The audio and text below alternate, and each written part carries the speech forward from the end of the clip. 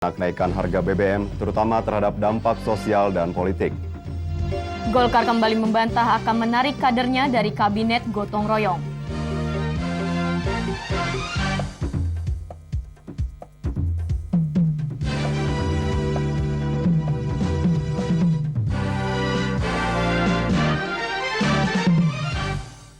Selamat malam pemirsa, kita jumpa lagi melalui Seputar Indonesia.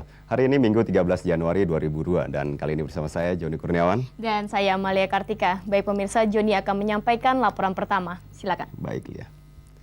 Pemirsa, Menteri Energi dan Sumber Daya Mineral Purnomo Yusgiantoro mengungkapkan pemerintah masih terus mengkaji dan mempertimbangkan rencana kenaikan harga BBM sehingga keputusan mengenai kenaikan harga BBM tersebut sampai saat ini masih ditunda. Purnomo menjelaskan beberapa pertimbangan yang masih dikaji antara lain dampak kenaikan harga BBM terhadap harga di pasaran, dampak politik, sosial, dan keamanan. Selain itu, menurut Purnomo, kebijakan kenaikan harga BBM merupakan keputusan kolektif yang melibatkan sejumlah menteri terkait.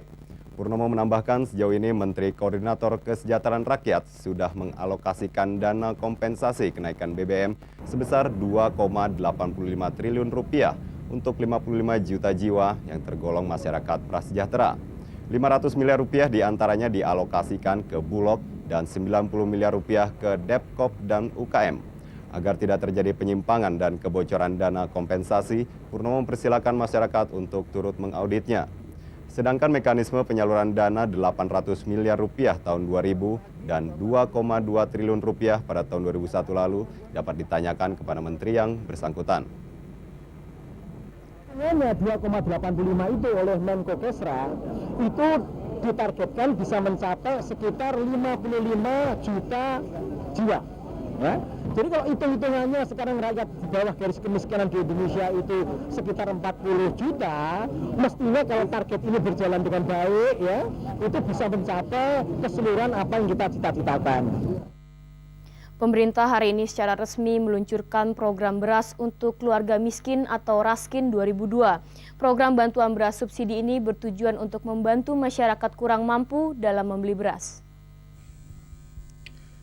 9,79 juta kepala keluarga se-Indonesia yang tergolong miskin dan rawan pangan akan memperoleh beras subsidi pemerintah melalui program beras untuk orang miskin Raskin 2002. 1 kilogram beras Raskin dijual Rp1.000 setiap kepala keluarga dengan jatah beras 20 kg per kakak sebulan selama setahun.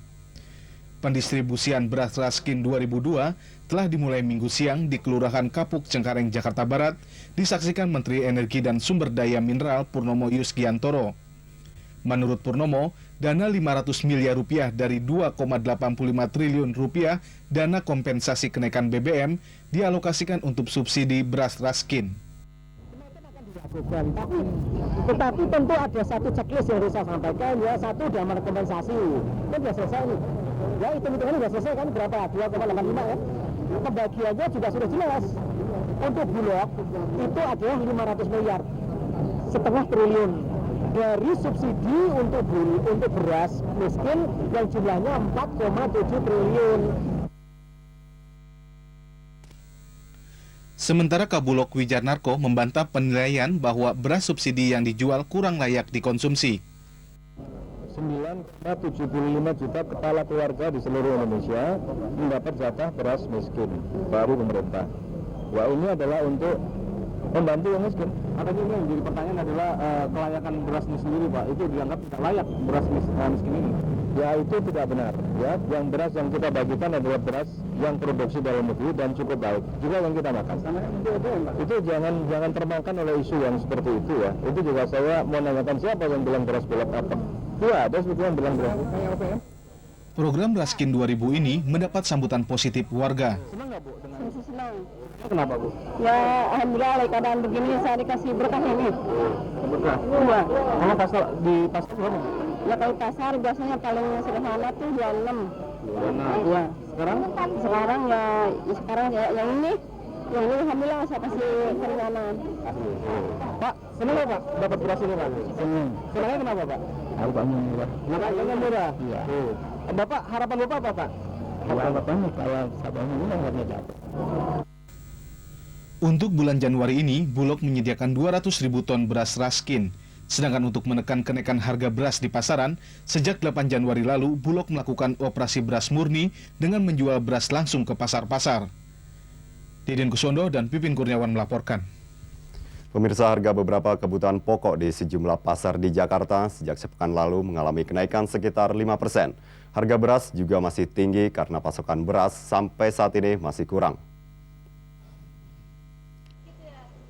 Pantauan RCTI di beberapa pasar di Jakarta, harga kebutuhan pokok seperti minyak curah, gula pasir, dan telur mengalami kenaikan Rp200 hingga Rp500 per kilogram dalam seminggu terakhir. Sedangkan para pedagang mengaku kenaikan harga beras dalam 2 minggu terakhir rata-rata sekitar Rp500 hingga Rp1.000 per kilogram karena persediaan di pasar induk terbatas. Terus tinggi sih ya, soalnya pasokan dari daerah kan berkurang. Iya, seperti biasa masuk 4 ton, sekarang hanya 2,5 ton gitu. Per minggu? Iya, setiap kali datang berkurang. Harga sembako ya, semua cenderung naik sih ya, semua ya. Berapa persen tuh? Ya nggak tentu sih ya kalau seperti itu. Kalau yang sembako itu gara-gara apa tuh ya? Ya biasa antisipasi BBM, biasa mereka itu. Bisa jadi juga ya, belum pada panen. Mungkin sekitar bulan 4-an lah baru mulai beras. Normal sekali kayak kemarin-kemarin sih ya, mungkin cuman ada kenaikan kan dikit, nggak begitu banyak. Di Pasar Bendungan Hilir, Jakarta Pusat dan Pasar Kopro, Jakarta Barat, harga minyak curah kuning rata-rata naik dari Rp4.000 per kilo menjadi Rp4.500 per kilo. Sedangkan gula pasir rata-rata naik dari Rp3.000 per kilo menjadi Rp4.000 per kilo. Telur ayam negeri rata-rata naik dari Rp8.000 per kilo menjadi Rp8.500 per kilo. Harga beras jenis Ramos misalnya mencapai Rp4.300 hingga Rp4.500 per kilo. Bila pasokan normal, harga beras Ramos sekitar Rp3.500 per kilo. Para pedagang berharap pemerintah lebih sering melakukan operasi pasar menjual beras murah untuk kepentingan masyarakat kurang mampu. Diharapkan kenaikan harga BBM tidak terlalu tinggi agar tidak memicu kenaikan harga kebutuhan pokok secara drastis. Mutiaryanti dan Sabta Darmahadi melaporkan. Partai Golkar membantah akan menarik kader-kadernya dari Kabinet Gotong Royong menyusul kasus Akbar Tanjung yang kini menjadi tersangka dalam penyelewengan dana non-budgeter Bulog. Bantahan ini disampaikan salah seorang ketua DPP Partai Golkar, Sri Rejeki Sumaryoto, di Solo, Jawa Tengah hari Sabtu. Sri Rejeki yang juga Menteri Negara Pemberdayaan Perempuan menjelaskan Golkar hingga kini masih mencermati kasus yang menimpa Ketua Umum DPP Golkar Akbar Tanjung. Sri mengakui ada spekulasi dari berbagai pihak mengenai rencana Golkar terhadap kasus Akbar Tanjung, termasuk penarikan kader-kadernya dari kabinet. Namun Sri menegaskan Golkar sepenuhnya menyerahkan kasus Akbar Tanjung pada mekanisme hukum. Sri juga membantah penilaian bahwa Golkar mulai bersikap kritis terhadap pemerintahan Megawati. Menurut Sri, sejak dulu Golkar bersikap kritis terhadap jalannya pemerintahan, terutama jika ada hal-hal yang dirasakan tidak sesuai dengan aturan. Sikap kritis itu bukan sebagai reaksi Golkar terhadap kasus Akbar Tanjung. 2 orang tewas dan 8 rumah hancur akibat bentrokan antara sesama pedagang di Pasar Larangan, Sidoarjo, Jawa Timur. Suasana di Pasar Larangan hingga petang tadi masih mencekam. Ratusan warga Minggu dini hari membakar rumah Haji Abdullah di Desa Tenggulungan, Kecamatan Candi, Sidoarjo, Jawa Timur. 7 rumah lainnya juga dihancurkan termasuk rumah Haji Muhammad, pedagang besi tua di Pasar Larangan. Selain menghanguskan isi rumah, massa juga membakar sebuah mobil dan uang tunai sebesar Rp50 juta milik Haji Abdullah ikut musnah terbakar. Kapolres Sidoarjo AKBP Budi Susilo memastikan motif pengerusakan tersebut adalah murni kriminal. Sama sekali tidak ada politik, jadi ini murni kriminal ya. Tidak ada masalah berkaitan dengan politik maupun yang lain, tapi ini adalah murni kriminalitas. Menurut Kapolres, aksi massa dipicu balas dendam atas terbunuhnya seorang pedagang bernama Dakir 1 bulan lalu. Kerusuhan tidak dapat dicegah lagi setelah seorang pedagang bernama Nurisman kembali terbunuh Sabtu lalu. 5 tersangka pelaku pembunuh Dakir hari Minggu telah ditangkap. Menurut Kapolres, para tersangka tidak memiliki kaitan dengan pembunuhan Nurisman. Polisi kini memburu kawan Munakib pelaku pembunuh Nurisman untuk mencegah meluasnya bentrokan antar pedagang di Pasar Larangan. Hingga saat ini aparat keamanan melokalisir lokasi kejadian agar tidak meluas menjadi kerusuhan etnis. Meski kondisi di Pasar Larangan telah berangsur pulih, 4 SSK Brimob dan Satuan TNI masih disiagakan untuk mengantisipasi aksi balasan dari kelompok lain. Bambang Purwadi dan Edi Susanto melaporkan. Pemirsa, tetaplah bersama Seputar Indonesia, kami segera kembali dengan laporan lain. Di antaranya para kiai langitan mendukung sepenuhnya PKB pimpinan Gus Dur dan hasil musyawarah para kiai di pesantren Langitan, Tuban, Jawa Timur yang tertuang dalam maklumat para kiai Forum Langitan siang tadi diumumkan di Hotel Sahid, Jakarta. Maklumat para kiai Forum Langitan tersebut berisi 4 butir.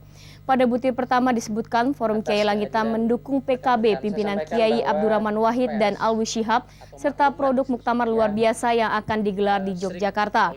Sementara pada butir ketiga disebutkan tindakan PKB pimpinan Abdurrahman Wahid dan Alwi Shihab telah melakukan tindakan yang sesuai ADART PKB. Berikut kutipan maklumat para Kiai Forum Langitan yang dibacakan oleh Kiai Haji Ubay Fadilah Fakih, putra tokoh Langitan Kiai Abdullah Fakih. Forum Langitan memberikan dukungan kepada PKB yang saat ini sedang dipimpin oleh Kiai Haji Abdurrahman Wahid dan Alwi Shihab.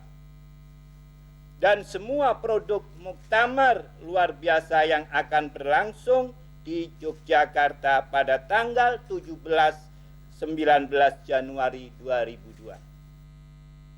Pengurus besar NU tidak akan melarang para kiai untuk hadir di kedua muktamar luar biasa PKB. Ketua PBNU Hasyim Muzadi mengakui PBNU memiliki tanggung jawab moral untuk membantu menyelesaikan konflik di tubuh PKB. Namun PBNU tidak memiliki kewajiban institusional. Ketua Umum PBNU Hasyim Muzadi menilai kemelut yang terjadi di tubuh PKB merupakan masalah kepemimpinan, yakni perebutan kekuasaan, bukan masalah kebijakan partai.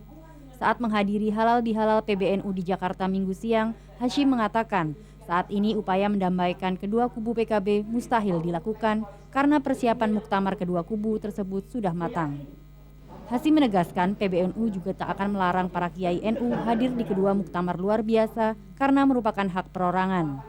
Muzadi mengakui PBNU memiliki tanggung jawab moral untuk membantu menyelesaikan konflik di tubuh PKB, namun PBNU tidak memiliki kewajiban institusional. PBNU ini secara moral punya kewajiban untuk ikut membantu karena dia melahirkan. Tetapi secara institusional PBNU bukan lembaga pemutus masalah-masalah yang ada di PKB. Karena struktural sudah bisa. Via Pak Matori ini dia sulit untuk independen. Dia sudah merupakan bagian dari kepentingan yang banyak. Gitu ya. Nah, sementara dari pihak Gus Dur sendiri ini belum bersedia membuka celah untuk koridor itu. Masih bicara tentang hak. Hasyim berharap setelah kedua muktamar luar biasa dilakukan, dapat tercapai islah atau perdamaian antar kedua kubu guna kepentingan bangsa, bukan semata-mata untuk warga PKB. Hasyim juga berharap Presiden Megawati tidak terlibat atau hadir pada kedua muktamar PKB, sehingga tidak terjebak pada kepentingan salah satu kelompok bangsa. Mutia Arianti dan Sabta Darmahadi melaporkan. Dua tokoh Partai Kebangkitan Bangsa PKB, Mahfud MD dan Ali Maskur Musa, meminta para peserta muktamar luar biasa agar tidak terjebak fatwa pihak tertentu dalam memilih ketua umum PKB. Karena itu pemilihan ketua umum PKB harus dilakukan secara transparan. Warga Partai Kebangkitan Bangsa PKB yang akan menghadiri muktamar luar biasa atau Munaslup di Yogyakarta tanggal 17 hingga 19 Januari mendatang, dihimbau untuk tidak terjebak dalam pemilihan calon ketua umum PKB. Ketua DPP PKB Mahfud MD dan Ali Maskur Musa menyatakan, pada prinsipnya pemilihan ketua umum PKB harus dilakukan secara transparan dan tidak mengikuti fatwa-fatwa dari tokoh tertentu yang mengunggulkan calon-calonnya. Mahfud meminta para muktamirin agar bersikap rasional dalam menentukan calon ketua umum. Para muktamirin hendaknya melakukan kajian intensif tentang siapa yang akan dicalonkan. Menanggapi pernyataan Abdurrahman Wahid dan Alwi Shihab bahwa para tokoh muda sebaiknya memberikan kesempatan kepada kalangan tua, Mahfud menegaskan penentuan figur tidak harus didasarkan pada masalah muda atau tua. Yang menjadi parameter penentuan adalah pengalaman berpolitik, independen, dan nasionalis. Oleh sebab itu saya minta kepada para muktamirin, kalau memang kampanyenya orang itu saya mencalonkan diri karena direstui pemerintah, sebaiknya tidak dipilih. Kita ingin membangun partai yang independen, yang tidak mencari restu ke atas, tapi mencari restu ke bawah. Sudah ada Pak nasionalis dan sebagainya itu. Senada dengan Mahfud, salah seorang yang disebut-sebut sebagai kandidat Ali Maskur Musa menyatakan, Ketua Umum PKB nanti harus memiliki pengalaman atau kematangan berpolitik, independen dan juga progresif. Karena dengan yang dimiliki PKB yang inklusif, yang nasionalistik meskipun religius, itu sungguh sangat dibutuhkan oleh kekuatan eksternal, apakah TNI, apakah pemerintah dan sebagainya. Tetapi suasana harus equal, tidak boleh dalam suasana yang subordinat atau atas bawah secara struktural.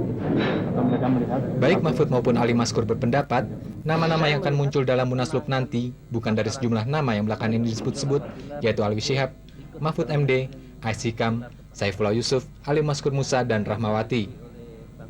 Dari Yogyakarta, Sigit Purwita melaporkan. Ya baik pemirsa, jangan beranjak kemana-mana dulu karena kami akan kembali dengan informasi lain. Ya, diantaranya Kelangkaan bahan bakar minyak BBM terutama minyak tanah masih terus berlangsung di Pontianak dan seluruh kabupaten di Kalimantan Barat. Menurut salah seorang pengelola pangkalan di minyak tanah di kawasan Jalan Purnama Pontianak, Supriyanto, akibat kelangkaan ini pihaknya hanya melayani penjualan 2-3 kali per minggunya. Kendati jatah Supriyanto per minggu sebanyak 15.000 liter, pembeli terus bertambah. Akibatnya dalam waktu singkat persediaan sudah habis. Kelangkaan ini sudah berlangsung sejak 4 bulan lalu. Namun berdasar pantauan tim liputan kami, di antara pembeli ada yang mengaku minyak tanah ini akan dijual lagi kepada konsumen lain dengan harga Rp1.100 per liter. Sementara itu beberapa SPBU di Pontianak seperti SPBU di Jalan Imam Bonjol sejak siang tadi sudah tutup karena kehabisan stok premium dan solar. 2 korban yang hilang terbawa arus banjir bandang di Talang Sekuat, Desa Krinjing, Pagar Alam, Sumatera Selatan berhasil ditemukan. Dengan demikian jumlah korban tewas akibat bencana alam ini sebanyak 21 orang. Tim SAR yang terdiri dari Polsek Pagar Alam, Badan SAR Nasional, dan tim SAR Dempo bersama warga setempat, Sabtu petang kembali menemukan 2 mayat korban banjir bandang. Kedua korban ini adalah Khairuddin bin Arsyid, 25 tahun, warga Desa Kertadewa, dan Ningsi, 14 tahun, warga Desa Kerinjing. Kedua mayat korban ditemukan di Sungai Likuan Tapis dan di Talang Semen, Pulau Panas atau sekitar 3 km dari lokasi bencana. Dengan demikian, semua korban tewas akibat terseret arus banjir bandang dan berhasil ditemukan sebanyak 21 orang. Tim SAR sempat kesulitan mencari dan mengevakuasi korban karena sebagian besar mayat tertimpa pepohonan besar yang tumbang dan batu-batu cadas. Kepada masyarakat bahwa kita akan melakukan pencarian selama 7 hari.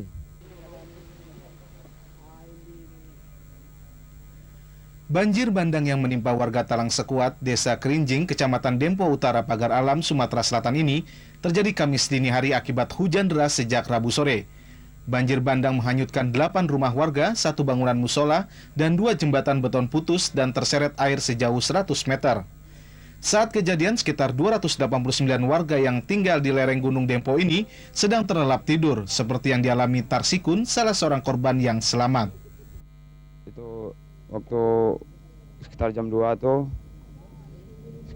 lah kami udah nggak tidur lagi kan, mulai petir pertama.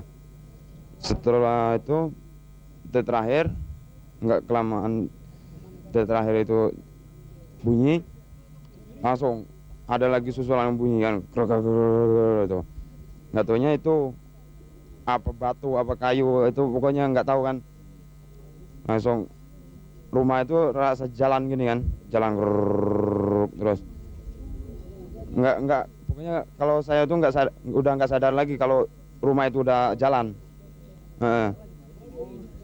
Setelah itu langsung di tepian itu kalian udah digiring tepian kali, berhenti. Bencana alam banjir bandang ini disebabkan banyaknya penebangan kayu liar di lereng Gunung Dempo, sehingga lereng gunung menjadi gundul. Kerugian material akibat bencana alam ini diperkirakan mencapai 1 miliar rupiah. Dari Pagar Alam, Sumatera Selatan, Mustani Tabrani melaporkan. Sementara itu sekitar 200 jiwa atau 22 kepala keluarga korban banjir Talang Sekuat, Desa Kerinjing, Pagar Alam kini masih mengungsi. Mereka khawatir akan terjadi banjir susulan. Sebanyak 22 kepala keluarga atau 200 jiwa korban bencana alam banjir bandang Talang Sekuat, Desa Kerinjing, Kecamatan Dempo Utara, Pagar Alam, Sumatera Selatan, hingga kini masih mengungsi ke rumah sanak keluarga mereka di berbagai desa. Mereka khawatir akan terjadi banjir susulan yang berasal dari Gunung Dempo. Wali Kota Pagar Alam Jazuli Kuris mengungkapkan pihaknya tidak melarang para korban banjir untuk membangun kembali rumah mereka di lereng Gunung Dempo, meski kondisi di kawasan lereng gunung sangat rawan bencana alam. Pemerintah Kota Pagar Alam menyerahkan sepenuhnya kepada para warga, namun jika mereka ingin pindah, Pemda akan menyediakan lokasi yang lebih aman. Beberapa warga yang rumahnya hancur mengaku belum dapat menentukan sikap karena mereka masih berduka atas musibah yang terjadi. Hingga Sabtu sore, jumlah bantuan yang terkumpul di posko penanggulangan berupa uang tunai sebesar Rp1.325.000, 20 ton beras, mie instan, serta pakaian. Sedang bagi ahli waris korban meninggal mendapat santunan Rp500.000 per jiwa dan 500 kg beras dari Gubernur Sumatera Selatan. Dari Pagar Alam, Sumatera Selatan, Musnadi Tabrani melaporkan. Pemirsa, Seputar Indonesia segera kembali dengan laporan peringatan Hari Ulang Tahun ke-29 PDI Perjuangan di Palangkaraya, Kalimantan Tengah.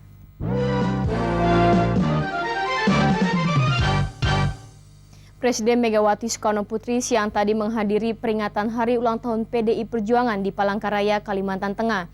Dalam sambutannya, Megawati menyoroti kritik terhadap kader PDI di legislatif dan eksekutif yang diduga melakukan politik uang. Peringatan Hari Ulang Tahun ke-29 PDI Perjuangan di Palangkaraya, Kalimantan Tengah Minggu siang berlangsung aman dan meriah meski pada pagi harinya seorang bernama Yohanes tertangkap membawa bungkusan yang diduga berisi granat. Belasan ribu warga PDIP, 7.000 diantaranya berasal dari Kalimantan Tengah, memadati lapangan bola Sanaman Mantike, Palangkaraya. Ketua Umum PDIP yang juga Presiden RI Megawati Soekarno Putri hadir bersama suaminya Taufik Kemas. Sejumlah Menteri Kabinet Gotong Royong juga terlihat hadir, antara lain Menko Polkam Susilo Bambang Yudhoyono dan Panglima TNI Laksamana Widodo AS. Dalam pidato politiknya, Megawati menyoroti secara khusus pernyataan dan kritik masyarakat terhadap sejumlah kader PDIP yang menjadi anggota legislatif dan eksekutif yang diduga melakukan politik uang atau money politik. Megawati mengimbau para kader PDIP untuk menolak dan melawan politik yang menghalalkan segala cara. Megawati berjanji akan memberikan sanksi sangat keras kepada para kader PDIP yang terbukti melakukan politik uang. Dengan hati nurani, keberanian, dengan kegigihan dan kebersamaan, mari kita lawan KKN tersebut. Dan kita mulai dari nurani kita sendiri, dari hati kita sendiri, dari diri kita sendiri. Megawati juga memprihatinkan berkembangnya sikap materialistis dan individualistis serta menurunnya semangat pengorbanan untuk bangsa di kalangan masyarakat. Megawati yakin segala kesulitan yang sedang dihadapi saat ini dapat diatasi jika masyarakat mau berkorban untuk mengatasi krisis. Megawati melihat tahun 2002 tidak hanya berisi ancaman, tetapi juga peluang dan potensi untuk mengatasi semua persoalan bangsa. Karena itu masyarakat diminta mau berkorban, bekerja sama, dan menghargai segala perbedaan sesuai dengan semangat Bhinneka Tunggal Ika. Tim Liputan RCTI melaporkan dari Palangkaraya, Kalimantan Tengah.